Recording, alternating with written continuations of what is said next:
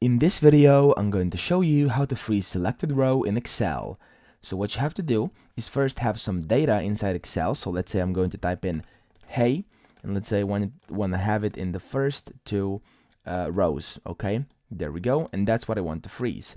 Now, what you want to do, you'll see that if you select these two rows, and if you go to view and click on freeze panes, as you can see, it didn't really freeze what we wanted it to freeze. Okay, it kind of did the quarters. It split the document in 4 quarters. Okay, so I'm going to unfreeze this, and I'm going to show you how to actually freeze the selected row.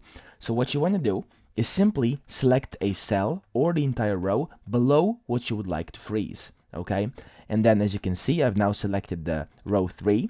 If I go to freeze panes, click freeze panes again, there's now a thin gray line below the first 2 rows, and if I scroll down, as you can see, the first 2 rows stay frozen, and that's how you do it. But if you want to unfreeze them, simply come back to view, click on freeze, and then you want to click unfreeze panes, and there we go, it's now been unfreezed.